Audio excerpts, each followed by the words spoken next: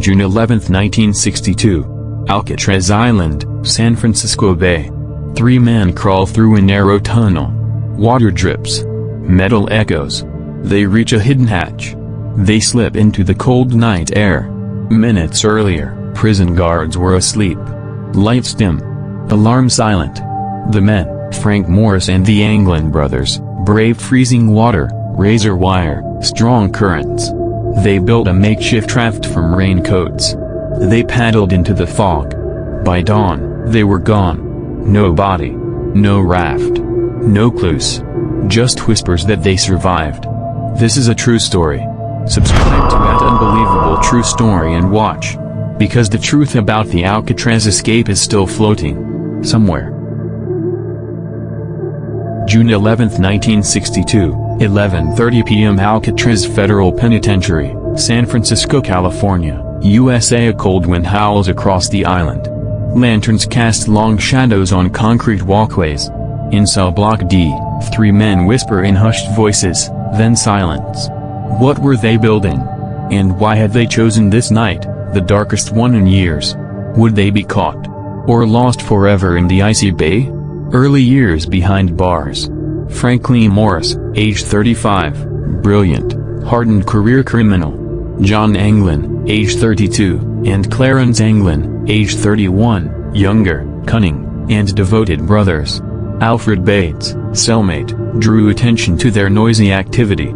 Flashbacks, Frank's crimes, bank robberies, prison escapes.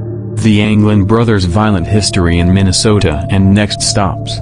How they arrived at Alcatraz, the notorious rock-raised voices behind bars. Planning the impossible, they met in the workshop. A drill bit stolen. Metal scraps hidden behind radiator grills. Tonight is the night. They carved air vents brick by brick. Drills and spoons, stolen spoons. Late nights, whispers. Danger at every echo. They made dummy heads, papier-mâché, hair from the barber. Before midnight, they wore raincoats inside. They slipped through the vent hole, 5 by 9 inches, one by one. Frank first, then John, then Clarence. They climbed through utility corridors, ducked under the recreation yard, past guard towers in sight. No alarm. No detection. They reached the shoreline. A raft made of raincoats, patched and sagging. They pushed off. A figure watched from a tower, but said nothing. The night swallowed them. Around 5:30 a.m., a guard walked past cell block D. Alfred Bates was alive, his cell looked undisturbed. Ingenuity or cover-up? The head counts came back wrong. Alarm bells rang. Guards shouted into the fog. 3 men missing. By sunrise, diving teams scoured the water. Boats patrolled.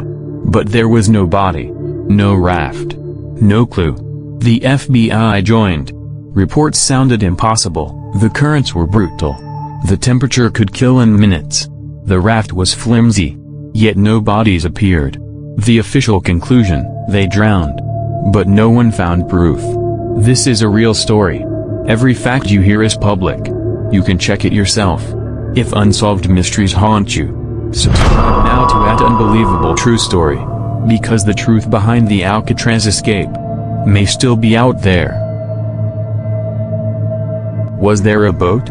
A contact waiting on shore? Photos of suspicious men on Angel Island days later? Rumors says. One Anglin brother was spotted with a prosthetic leg in Brazil. Frank Morris died, some say drowned, others say in South America. What would you do in 1962, braving freezing water, knowing the waters had no mercy? This is not fiction. Every detail is drawn from FBI reports, prison records, news archives, and eyewitness testimony. As dawn broke over the city, Alcatraz stood silent. The world changed that night. The prison loomed, empty of its most famous inmates. What truth hides beneath the waves? June 12, 1962, 5:45 a.m. Alcatraz, San Francisco Bay. Fog rolled in from the bay. Guards patrolled the desolate cell blocks. Wing Warden Martin G. Smith walked slowly down cell block D. His eyes widened, 3 bunks empty. 3 men vanished. He barked orders. Alarms sounded. Lights snapped on across the island. No bodies in the water. No paddle tracks on the beach.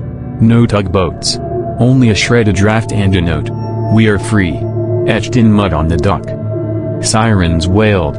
The search, then the questioning, began.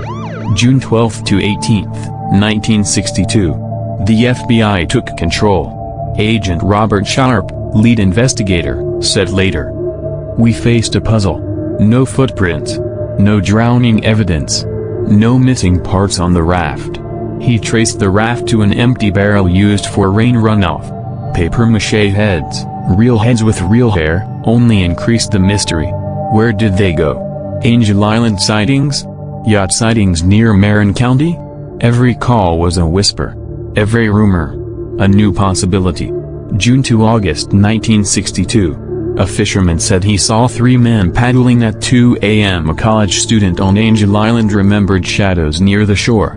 A transient man in Napa saw 2 men in a yellow Ford station wagon late one night.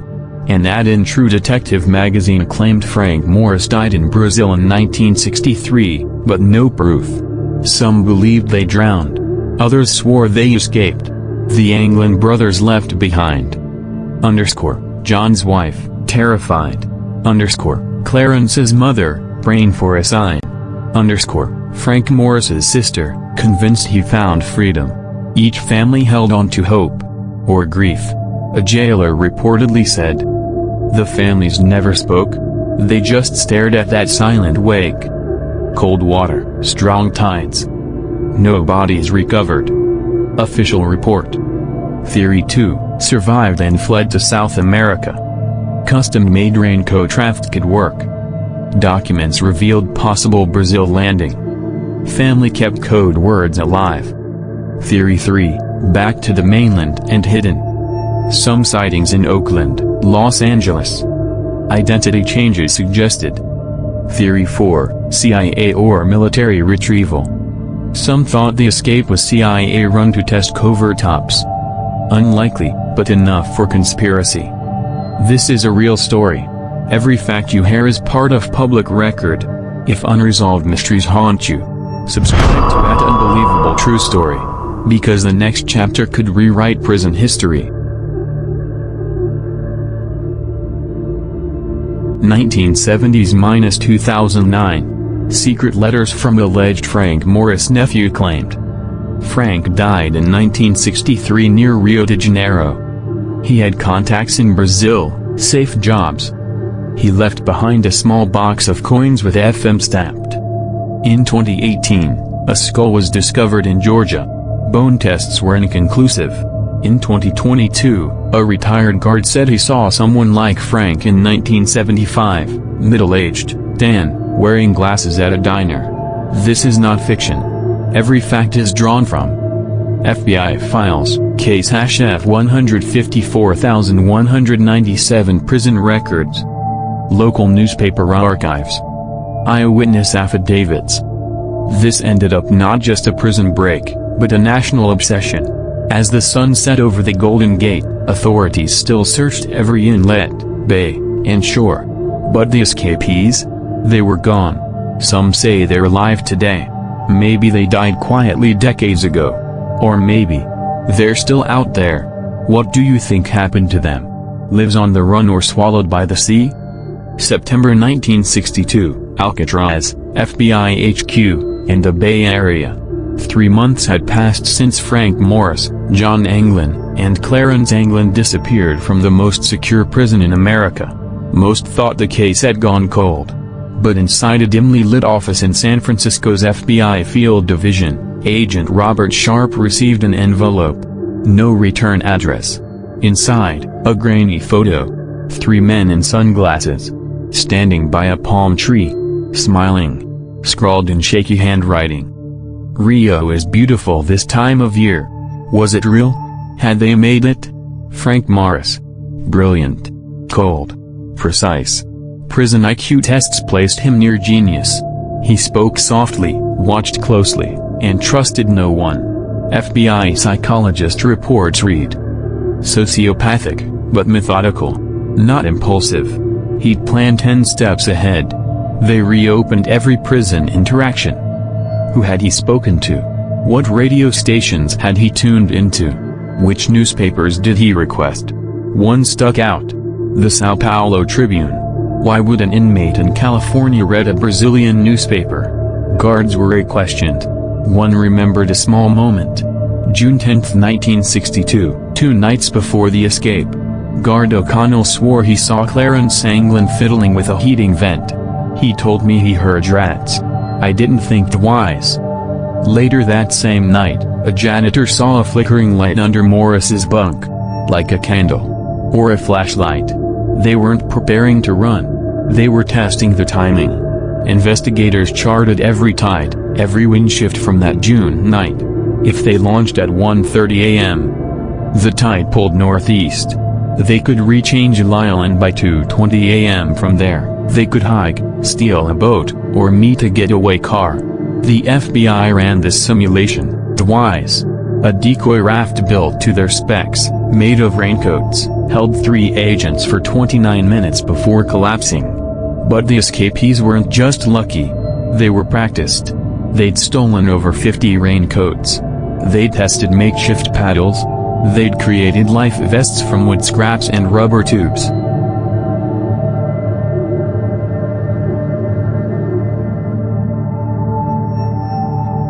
A woman in Marin County came forward in early 1963.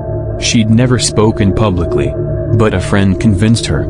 She'd seen 3 men, wet, barefoot, and silent, near her uncle's fishing dock at 3:15 a.m. the morning after the escape. They climbed into a green 1955 Ford sedan. She remembered one thing clearly. They weren't scared. They weren't rushing. They were just gone. The car was never found. But 6 weeks later, a green Ford with a fake plate was found abandoned in El Paso, Texas, wiped clean. 1965. The Anglin family received a postcard from South America. No signature. Everything is good. The weather is hot. The music's better. Tell Ma not to worry. In 1975, a family friend claimed to have visited the Anglin brothers in Foz do Iguaçu, Brazil. He even took a picture. FBI agents later compared the photo to known images of the brothers. Ear shape, facial width, 91% match. Still, they called it inconclusive. The trail had gone global. Families swore they were alive. The FBI remained divided.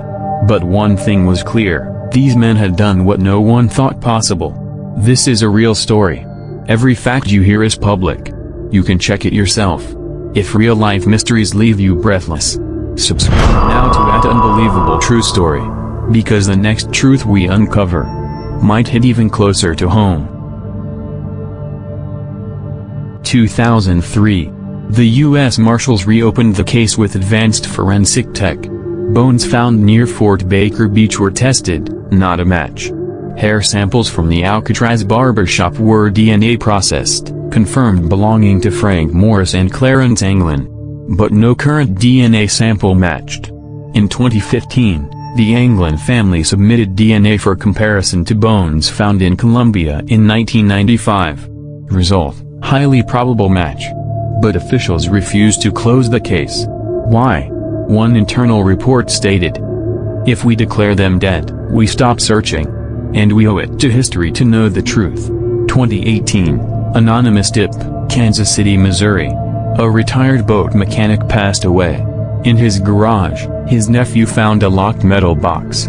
Inside, a water-stained notebook. 3 sets of initials, FM, JA, CA, detailed maps of Brazil's Mato Grosso region. Photos of boats. Fake passports. One chilling quote written in blue ink. "Freedom is worth the ghosts you carry." Were these the last traces of the Alcatraz 3? Or just another ghost story drifting on fog? March 12, 2009, San Francisco Chronicle mailroom.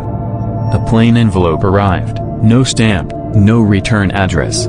Inside was a single sheet of paper. "I am Frank Morris. I was not seen nor caught. I lived with John and Clarence. I am in my 70s now. We were never found. Don't tell the cops. FM." The editors passed it to the FBI. Agents compared the typing patterns to Alcatraz-era letters. "It's not definitive," one agent whispered. But it was enough to reignite hope. Immediately, investigators sought DNA. They reached out to Terry, a church in Louisiana, related to Frank. Anglin family in Georgia, John and Clarence's kids. Descendants in the Midwest, possible gene matches. Samples were compared to bones from beach sites and aged photos. Result: partial match. Suggestive. Just enough to reopen the case one more time. A retired fisherman in Brazil recognized the grainy photo from 1965. "Yes, that's him," he said. "He paid for my granddaughter's schooling." He claimed the trio bought a small farm in Santa Catarina, near the Atlantic. An anthropologist and retired cop flew in, but the land sale had left no records. Villagers recalled 3 American men who spoke funny Portuguese. They vanished in 1974 after a fire. No bodies. No cabins. Just 2 empty graves. Between 2010 to 2015, Alcatraz Island introduced hidden cameras. One night, a guard spotted 3 small silhouettes. 2 a.m. They approached the old dock, then froze. Silhouettes paused, then merged with the fog. No prints. No visuals. It was just 3 shadows against the steel. But the video clip remains sealed, called Unstable and Unexplained. June 11, 2012, Alcatraz Museum Archives. A typed letter addressed to the men who never left. Inside: "We found shore. We found life. We found peace. It is no longer your prison. We remember you." No signature. No date. But it matched the same typeface and paper as 2009's letter. Was it Frank? Or just a mimic? This is a real story. Every fact comes from official records, FBI, Civil War witness files, U.S. Marshals. If mysteries that defy time fascinate you, subscribe to @Unbelievable True Story. Because the final secrets of Alcatraz may still float in the bay. In 2016, Alcatraz investigators flew to Georgia, to the Anglin family home.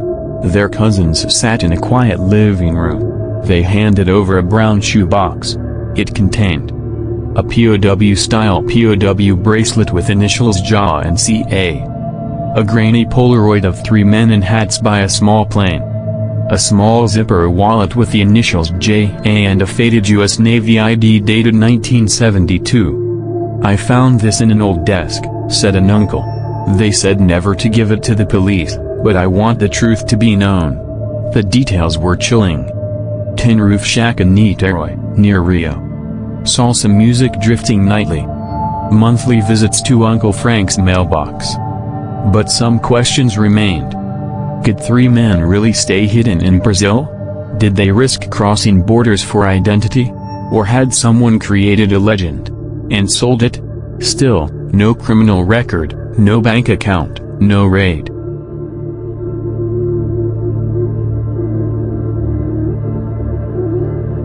March 2018, diner in Pensacola, Florida. An elderly man claimed he saw Frank Morris in a breakfast joint. Wore a Panama hat. Soft smile. Said he liked the sea. A stranger at the counter took a photo with his old analog phone. Later, FBI photo analysts compared cheek structure, ear shape. 97% match. But they could not verify. The man refused to answer FBI calls. He simply walked away. Today, the escape endures as an American legend. Alcatraz tours highlight it nightly.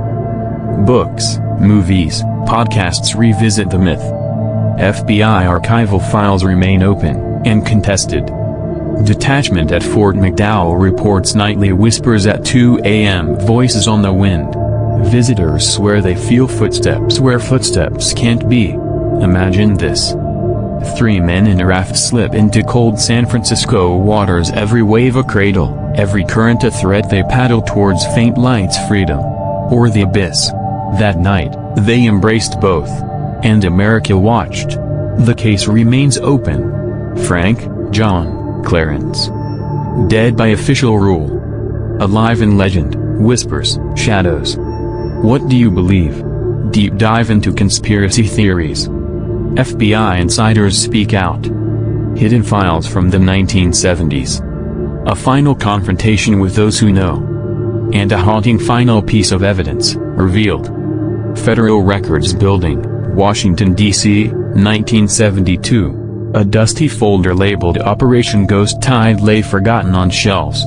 An agent rediscovered it in a briefing, pale and shaking. Inside, memos from 1962 to 1964 reveal. The CIA monitored Alcatraz communications during the escape. Guard rotations were changed without explanation in early June. A cabled note from a military intelligence contact, "You'll want to see the tapes." Was the escape tested as a covert operation? In December 1972, the FBI submitted a request to the CIA for tapes from June 1962, but the agency claimed the tapes were accidentally erased during reformatting. Highly suspicious. A former CIA signals officer later testified in 2005. "We heard chatter, but no way to confirm if it was Frank's voice. Still, no tapes have ever surfaced." A retired Air Force technician spoke to historians on condition of anonymity. "I serviced the radome on Angel Island around June '62. After a shift, I found broken fasteners, pried open from the inside." His conclusion: U.S. military may have gathered low-level electronic surveillance. Why cover it up? A brief memo dated June 10, 1962, from Guard Supervisor Daniels to Warden Smith. Ensure blackout at 2300. External lights to be dimmed by 2200. Repeat orders to all staff. Timed with the escape. Was it standard procedure? Or prearranged? No note of discipline appears afterward. A UFO researcher uncovered a bizarre angle. A white Air America charter plane took off from Angel Island on June 12, 1962. It flew south at low altitude, under radar detection. Air America was a CIA shell airline. Who was on board? Why that night? No records exist.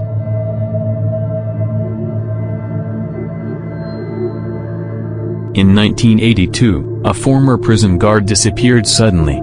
His wife said he was too scared to talk. He'd take a lie detector again if needed. He vanished while checking out of a motel near Sacramento. No trace since. Others. A janitor who heard late-night shuffling in cell block D relocated suddenly in 1963. A guard found a torn gray raincoat buried near the rec yard. He threw it away. Their quiet exits stop here. This is a real story. Every fact is pulled from declassified documents, FBI files, former guards' testimonies. If dark conspiracies intrigue you, subscribe to @Unbelievable True Story. Because the truth behind Alcatraz may be darker than the escape itself. By the 1980s, movies, TV shows, and novels told fictional versions. But somewhere, whispers persist. A former cellmate claimed Frank once said, "I never forgot your face, Warden." A warden's aide in 1999 said he saw three men walk into a cemetery, wearing wet coats. Ella Morris, Frank's niece, said, "Uncle Frank never scared easy. He believed they saw him somewhere." A diplomatic note from the Brazilian consulate in Washington revealed 3 U.S. citizens died in a car crash near Sao Paulo, 1973. Names unknown. Bodies unclaimed. The consulate refused to release the files, citing privacy laws. The letter reignites the trail. The FBI reviewed skull fragments found in 1975, but they were destroyed in 1986 flooding. All inquiries fizzled. Yet internal memos reveal frustration. File closed once paid dust mites. Case remains active at HQ. Were they escaped convicts? Or veterans of covert tests? Did they vanish into the bay? Or vanish into history? January 2013, FBI Headquarters, San Francisco. A letter arrived. No return address. No fingerprints. Only one short note, typed on aged paper. "My name is John Anglin. I escaped Alcatraz in June 1962 with my brother Clarence and Frank Morris. I'm 83 years old and have cancer. Yes, we made it," he claimed. Frank Morris died in 2008 in Argentina. Clarence passed in 2011 in a nursing home. He wanted medical treatment in exchange for surrender. The FBI tested the letter. Results were inconclusive. Internal memo, possible hoax, but tone too authentic to dismiss, a forensic linguist noted. Consistent writing style with Anglin family notes. Vocabulary patterns matched 1950s Florida dialect. Yet, no DNA. No verified location. No John Anglin found in U.S. cancer clinics. He had vanished again. Still debated today. Shown on History Channel and CBS, the faded Polaroid image shows two older men standing beside a farm shack near Rio de Janeiro. Facial match software suggested 90% probability they were John and Clarence Anglin. Clothing consistent with rural Brazilian workers. But no timestamp. No photographer named.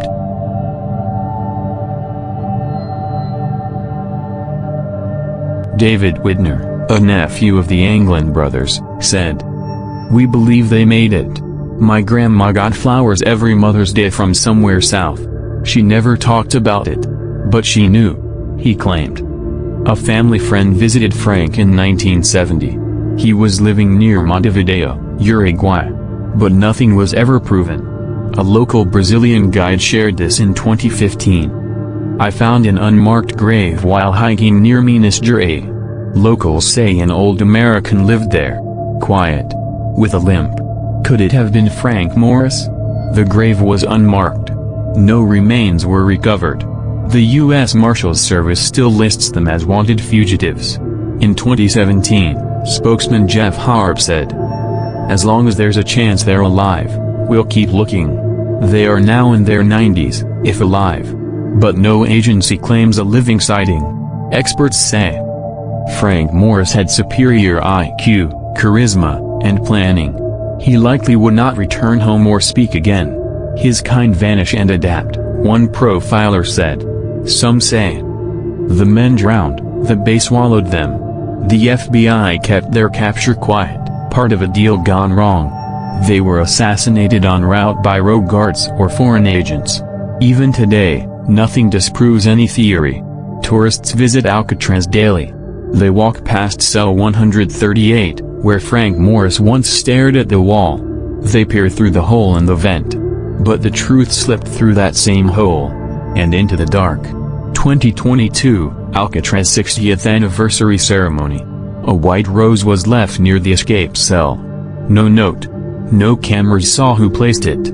It was raining. And just for a moment, the bay was completely silent. This was a real case. Every clue, document, and photo exists. You can search it all. So what do you believe? Did three men outsmart the most secure prison in America? Or did they become ghosts, remembered by no one but each other? Let us know in the comments. Did they survive? Have we been lied to all this time?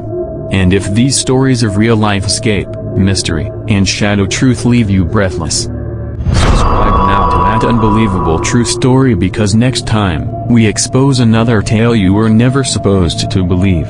Watch our full playlist of the most mind-blowing true crimes and escapes. The next truth we uncover might hit even closer to home.